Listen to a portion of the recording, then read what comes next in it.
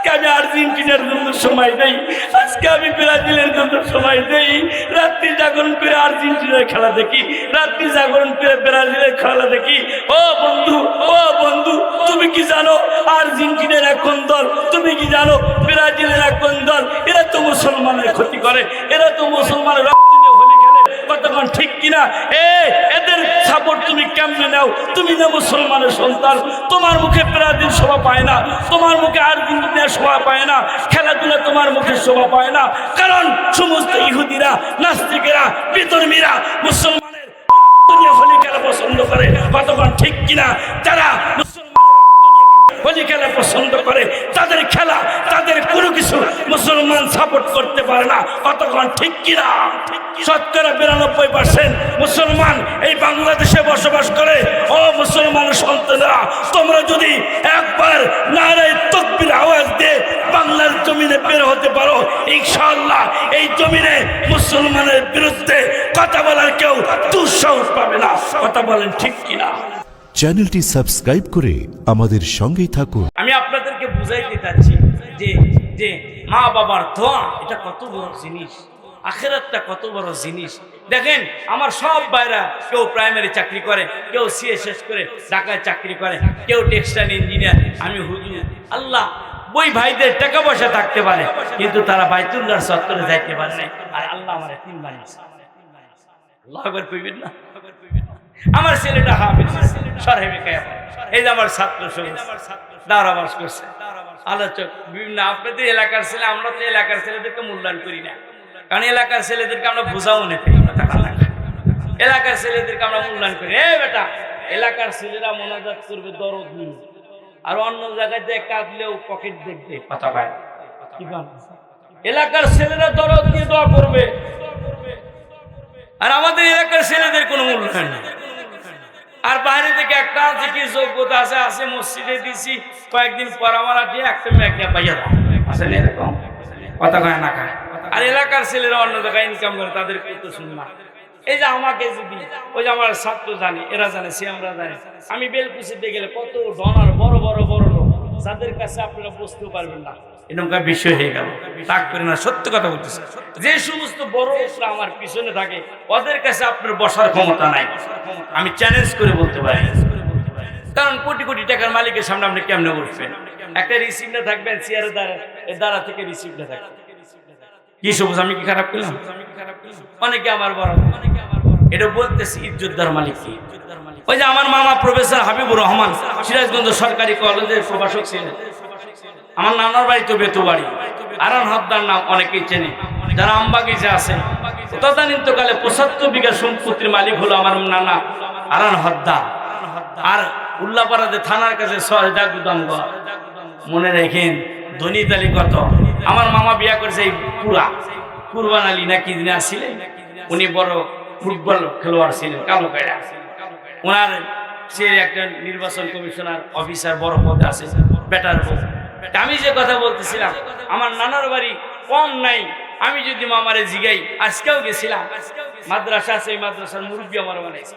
যা দেখলাম আম বাগান গানা কাইটা সব বাঁশের বাগান বানাইছে। কিসের বাগান? বললাম যে বাঁশ কি হুজুর, বাঁশটা দেয় তো? বাঁশটা তো দূরের কথা, বাঁশের পাতাও শিবা দেয়, এমন কেপটা। বললাম যে এই জন্য তো জমিগুলো সব বেঁচে প্রায় ৬০ বিঘা চলে আসছে। আমার মা এখন ১৪ বিঘা সম্পত্তি। কয় বিঘা? ১৪ বিঘা। আমার মা বারে বারে কথা, যা খরচ দিয়া সইটি করে না, ক্ষমতা নাই, বেচতে বেচতে সব কতক্ষণ টাকা। আর বড় মামা তো প্রফেসর ছিল, ছেলেগুলা চাকরি এখন মন্ডল গ্রুপের মসজিদ মন্ডলে পড়ি। মামাতো ভাইয়ের চান্স কি কন? আমি বললাম মামাতো ভাই অফিসে গেছি, খালি ব্যাগ একগুলো মানুষ তো বুঝছেন, খালি সালাম দেয় সালাম দেয়।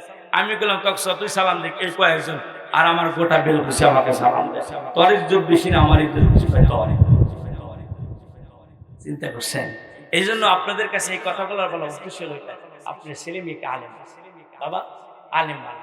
ওই সবুজ আর বাবার জানাজা করছে, দোয়ার সময় কত কাঁদছে। আপনাকে আমি অনুরোধ করতেছি আলেম বানা। হায়াতের কোনো গ্যারান্টি নাই। যে ছেলেকে আপনি মানুষ করে যাচ্ছেন, এই ছেলে আপনার কবরে বসার যাওয়ার টাইম নাই। অনেক ছেলেকে যদি জিগাই তোমার বাবার কবর, ছেলে বলতে পারবে না আমার বাবার কবর, কিন্তু ছেলেকে আলেম বানিয়েছে। ওই ছেলেকে যদি বলবে তোমার বাবার কবর কই, বলবে এই তো আমার বাবার কবর। এবার তোর বাবার কবরটা তো পরিষ্কার সুন্দর পরিচ্ছন্ন, এই জন্য আমার মা বাবার কবরটাকে আমি পরিষ্কার পরিচ্ছন্ন রাখছি। আমার নবী আলাইহিস সালাতু ওয়াস সালাম বলেছেন প্রত্যেক রবিবার এবং বৃহস্পতিবার আমার মা বাবা তো আমার বাড়িতে আসে, যখন দেখে আমি আমলের সাথে জুড়ে আছি আমার মা বাবা খুশি হয়ে যায়, আমার জন্য দোয়া করে। মায়ের দোয়ার কারণে 7,000 টাকা বেতন পাই, মৃত বাবার দোয়ার কারণে 8,000 টাকা বেতন পাই, তারপরও অন্য চাকরিজীবীদের চাইতে আল্লাহ আমার ভালো করে। প্রত্যেক রবিবার এবং বৃহস্পতিবারে মৃত রুহগুলো বাসায় চলে আসে, এসে দেখে কেটে কোন অবস্থা। ভালো দেখলে আলহামদুলিল্লাহ কয়, খারাপ দেখলে কয় এই আমার যেমন ঠকাই মাত্র। আর প্রত্যেক দিন সোমবারে রাত্রিতে আমার আল্লাহ বান্দা আমল নামা দেখে, এই জন্য মায়ের নবী প্রত্যেক সোমবারে রোজা রাখছেন। আল্লাহু আকবার কর। কেন? নবীজি বলছেন আমি আমার আমল আল্লাহর দরবারে এমন ভাবে দেখাইতে চাই যেইভাবে দেখাইলে আল্লাহ যেন বলে আমার বন্ধু রোজা আছে, আমার বন্ধুর আমল তো আমি দেখতেছি। আল্লাহু আকবার বলেন। এই জন্য নবীজি বলেন এ আমার উম্মতেরা তোরা যদি পারস তাহলে সোমবারের দিন রোজা রাখবি, কারণ সোমবারের দিন আমার আল্লাহ আমার উম্মতের আমলগুলা দেখবে। আমার যে উম্মত রোজা অবস্থায় থাকবে ওই আমল যখন আমার আল্লাহ দেখবে বলবে আমিও রোজাদার, আমিও কিছু খাই না, এ বান্দাও তো কোনো কিছু খায় না, আমার সিফতের সাথে তার সিফতটা মিলে গেছে, তার সিফতটা মিলে গেছে, এ বান্দা টেনশন নাই মিলে গেছে, তুই আমার বন্ধু হয়ে গেলি। ও বান্দা তোরে মাফ করে দিলাম, মনে রাখিস মারা যাওয়ার পরই আমি আল্লাহ তোরে জান্নাতে ঢুকাই দিলাম। কারণ আল্লাহ হলো আমার শ্রেষ্ঠ বন্ধু। কতক্ষণ ঠিক কিনা? বন্ধুর কাছে যেরকম সব কিছু বলে, কি বলেন, খুইলা বলে বন্ধু ট্রিটমেন্ট করে। এই জন্য আমার আল্লাহ আমার শ্রেষ্ঠ বন্ধু। রাত্রি যখন 3টা বেজে যাবে সুন্দর করে ওযু করে 2 রাকাত পারি, 4 রাকাত পারি, 6 রাকাত পারি, 8 রাকাত পারি, নামাজ পড়িয়া দরুদ শরীফ পড়িয়া সূরা পড়িয়া আল্লাহর দরবারে 2 কানা হাত তুলবো। এ বন্ধু তুমি তো প্রথম আসমানে নেমে আসছো, ও বন্ধু তোমার কাছে আমি দরখাস্ত করতেছি, আমার বড় ছেলে আমার কথা শোনে না, আমার ছোট ছেলে আমাকে কথা শোনে না, আমার মেজো ছেলে আমার কথা শোনে না। আল্লাহ গো কলবের মালিক তো তুমি, আমার প্রত্যেকটি ছেলেকে তুমি ঠিক করে দাও। আল্লাহ আমি তো অসুস্থতা গ্রেফতার হয়ে গেছি, আমি কারে জানাবো? তুমি তো আমার শ্রেষ্ঠ বন্ধু। ও বন্ধু তুমি আমাকে সুস্থ করে দাও। ও বন্ধু আমি কারে জানাবো? আমার পরিবারে কয়েকদিন হলো না খেয়ে আছে, টাকা পয়সা কিচ্ছু নাই। ও বন্ধু তুমি আমার টাকা পয়সাগুলো ব্যবস্থা করে দাও। আল্লাহ কয় যেই ব্যক্তি রাত্রি 3টার সময় আমার কাছে চাইতেছিল আর আমি বলতেছিলাম যারা চাইলি আমি আল্লাহ তাদেরকে দিয়ে দিলাম। উদউনি আস্তাজিব লাকুম। বান্দা আমার কাছে দোয়া কর, আমি তোর দোয়াকে কবুল করব। এ বান্দা আমার চাইতে মায়াশীল তোর কে আছে? আমার চাইতে মায়াশীল তোর কে আছে? আমি তোরে আদর করে বানাইছি, তুই যখন আমার গোলামি না কইরা রাস্তা দিয়ে চলতে থাকো তখন আমি বলতে থাকি ইয়া আইয়ুহাল ইনসান মা গাররাকা বিরাব্বিকাল কারীম। এ বান্দা তুই কেন সামনের দিকে যাস? নামাজ না পড়িয়া কেন সামনের দিকে যাস? ও বান্দা আয় আমি তোরে বড় আদর করে বানাইছি। বান্দা যাস না, আয় বান্দা আয়। আমারে আল্লাহ কয়া ডাক দে, কুল ইয়া ইবাদিয়াল্লাযীনা আসরাফু আলা আনফুসিহিম লা তাকনাতু মির রাহমাতিল্লাহ। এ বান্দা আমারে আল্লাহ কয়া ডাক দে, নইরে সহারাও আমি আল্লাহকে আল্লাহ বলে ডাক দে। আমি আল্লাহ ওয়াদা দিতেছি ইন্নাল্লাহা ইয়াগফিরুয যুনুবা জামিআ। আমি আল্লাহ তোর জিন্দেগীর সব গুনাহগুলো মাফ করে দেব। কত ঠিক। আজকে আমি আর্জেন্টিনার জন্য সময় দেই, আজকে আমি ব্রাজিলের জন্য সময় দেই। রাত্রি জাগরণ করে আর্জেন্টিনার খেলা দেখি, রাত্রি জাগরণ করে ব্রাজিলের খেলা দেখি। ও বন্ধু তুমি কি জানো আর্জেন্টিনার এখন দল? তুমি কি জানো ব্রাজিলের এখন দল? এরা তো মুসলমানের ক্ষতি করে, এরা তো মুসলমানের কতক্ষণ ঠিক কিনা? এদের সাপোর্ট তুমি কেমনে নাও? তুমি না মুসলমানের সন্তান, তোমার মুখে ব্রাজিল শোভা পায় না, তোমার মুখে আর্জেন্টিনা শোভা পায় না, খেলাধুলা তোমার মুখে শোভা পায় না, কারণ সমস্ত ইহুদিরা, নাস্তিকেরা, বিধর্মীরা মুসলমানের খেলা পছন্দ করে। কতক্ষণ ঠিক কিনা? যারা মুসলমান হোলি খেলা পছন্দ করে, তাদের খেলা তাদের কোনো কিছু মুসলমান সাপোর্ট করতে পারে না। কতক্ষণ ঠিক কিনা? শতকরা 92% মুসলমান এই বাংলাদেশে বসবাস করে। ও মুসলমান সন্তানেরা, তোমরা যদি একবার নারায়ে তাকবীর আওয়াজ দিয়ে বাংলার জমিনে বের হতে পারো, ইনশাআল্লাহ এই জমিনে মুসলমানের বিরুদ্ধে কথা বলার কেউ দুঃসাহস পাবে না। কথা বলেন ঠিক কিনা? যদি কষ্ট দিয়ে থাকি মাফ করে দিবে। শহীদুল বাড়ির জন্য দোয়া চাই, তার ছেলে ইয়াসিন আরাফাতের জন্য দোয়া চাই, তার ছোট ভাই পুলিশের চাকরি পায়। আমি বলছি আল্লাহ তার একটা সন্তান দিবে ইনশাআল্লাহ।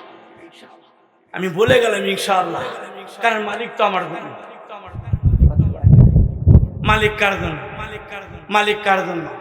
আমি 20 ফুট উপর থেকে মোটর সাইকেলে পড়ে গেলাম। বাস্তব কথা বলতেছি, মোটর সাইকেল বেজে আছে, আমি পড়ে যাইতেছি, নিচে নৌকা। আমি তো মনে করলাম আমার জীবন শেষ। বাস্তব কথা বলতেছি, পিছন থেকে কে যেন আমাকে টান দিয়ে পিছনে ফালাই দিল। আমি নৌকার উপর পড়লাম না, আমি বেঁচে গেলাম। মালিক কত ভালো, মালিক কত ভালো। একবার চিন্তা করে দেখিস, তোমার আমার মতো কত ভালো কিনারপুর হসপিটালে বেডে শুয়ে আছে, তোমার আমার মতো কত মানুষ ক্যান্সার হসপিটালে শুয়ে আছে, তোমার আমার মতো কত মানুষ মিরপুর হার্ট ফাউন্ডেশনে শুয়ে আছে, তোমার মতো কত মানুষ, আমার মতো কত মানুষ জ্বালাতে হইতেছে, তোমার মতো আমার মতো কত মানুষ এগুলো কবরে রাখা হইতেছে। আল্লাহ পাকের কত ইহসান, আল্লাহ পাকের কত ইহসান। আমাকে সুস্থ রাখছে, সুস্থ রাখে ক্ষান্ত হয় নাই। আমাকে জমিনে চলাফেরা করার তৌফিক দিছে, চলাফেরা করে ক্ষান্ত হয় নাই। আমাকে 3 বেলা ভালো খাবার খাওয়াইতেছে। সুবহানাল্লাহ, সুবহানাল্লাহ। সবসময় একটাবার চিন্তা করবে, আমার চোখ আছে দেখতে পারি, অনেক মানুষের চোখ আছে নাই দেখতে পারে না। আমার মতো অনেক মানুষ আছে চোখ আছে দেখতে পারে না। আমার মতো অনেক মানুষের মুখ আছে কথা বলতে পারে না। আমার মতো অনেক মানুষের হাত আছে কাজ করে না। আমার মতো অনেক মানুষের পা আছে দ্বারা চলতে পারে না। তাদের কাছে দাঁড়াইলেই খালতে কই হুজুর কোথায় যাইতে পারি না। কিন্তু আমার মালিকের কত ইহসান, আমার চোখ দিল, আমার মুখ দিল, আমার হাত দিল, আমার পা দিল। ওই মালিকের কেমনে নাফরমানি করি? ওই মালিক কত আফসোস করে বলেন, কাইফা তাকুলুনা বিল্লাহ, কেমনে নাফরমানি করো, কেমনে নাফরমানি করো। কুনতুম আমওয়াতান ফাহইয়াকুম, তুমি তো মৃত ছিলা, এতবার জীবিত করেছি। সুম্মা ইহয়িকুম, আবার তোমাকে জীবিত করব। সুম্মা ইউমীতুকুম, আবার তোমাকে মৃত্যু দেব। সুম্মা ইলাইহি তুরজাউন, আমার কাছে তোমাকে আসতেই হবে। এই জন্য বাবা তওবা করে নেই, আর জীবনে নাফরমানি করব না, আর জীবনে নাফরমানি করব না। আমার চলা ফেরা খাওয়া দাওয়া সব কিছু কার জন্য হবে? আল্লাহর জন্য। আল্লাহ যেন আমাদের এই মাজমাকে কবুল করে। খাস করে শহীদুল ভাই ছোট ভাইকে যেন একটা ফুটফুটে নেক সন্তান দান করে, আমিন বল। আর ইয়াসিনকে যেন বিদেশের জমিনে ভালো রাখে।